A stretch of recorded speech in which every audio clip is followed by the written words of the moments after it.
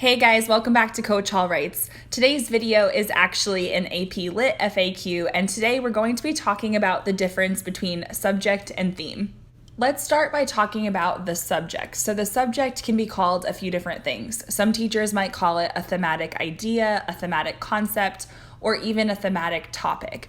But what we mean by this is either a single word or short phrase. It's an abstract idea. So it could be things like friendship or poverty, or maybe two things put together like civilization versus savagery, things like that. Now, the problem is that when students actually turn to resources like SparkNotes, these are what SparkNotes lists as a theme, but there is actually a difference. These are subjects, not themes. So now let's talk about what a theme actually is.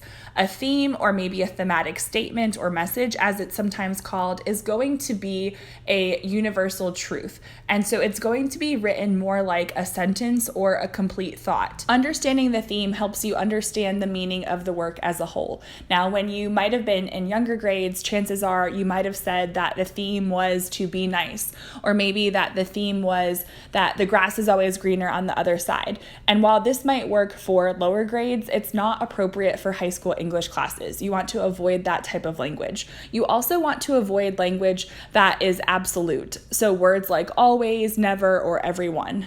And you want to actually try to avoid saying the theme of.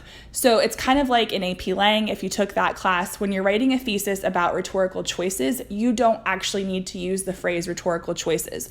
The same rule here applies to theme. You don't actually need to tell your reader that it is a theme. It's not necessarily wrong if you do, but you don't need to be quite so overt or heavy-handed. It's also important to recognize that the theme is a universal message, so it's not dependent upon specific characters or specific plot points. So now let's talk about how to take the subject and turn it into a theme. Keep in mind that a work can have more than one subject and more than one theme.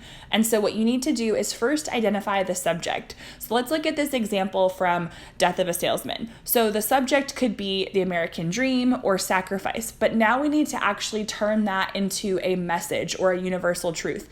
And so our theme could be society's definition of success should not stifle the individual's pursuit of happiness. Now, this does apply to that particular text, but in theory, it could apply to a different work of literature as well, because it's a universal truth. Now, in the bottom example, we have the short story, The Story of an Hour. So you can see here we did the same exercise. We identified different subjects, and then we tried to turn it into a theme. So this overarching truth that is not dependent on any particular character or plot point. Here are two more examples. One is from Frankenstein and the other is from Harrison Bergeron. So you'll notice that some of the titles have been italicized and others have been in quotes. The italicized titles represent longer works like a novel or a play, and the quotes mean that it is a shorter work like a short story or a poem. So it's important to recognize that all of these things, whether it's a novel, a play, a short story, or a poem, can have a theme. So if you look at what's listed as the possible subjects and then the theme, you'll realize that some of the word choice is very similar. So if you're trying to identify the theme of a work, it really helps to identify the subject first, and then ask yourself, what is the underlying message about that particular subject?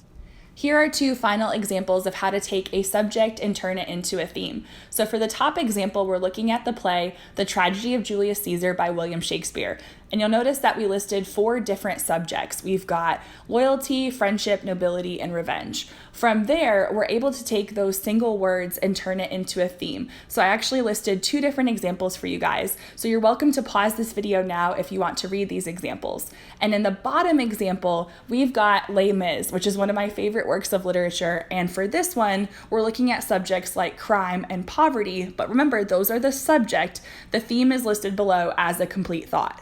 Now that we know the difference between subject and theme, let's talk about how to include this in an essay. So I previously said that you want to try to avoid saying the theme of or the theme is. So how do you work around that while still conveying the theme? Here's a sentence frame that you might consider using, and you're welcome to adapt it to your own needs. But basically what you're going to do is plug in the information where you see the parentheses.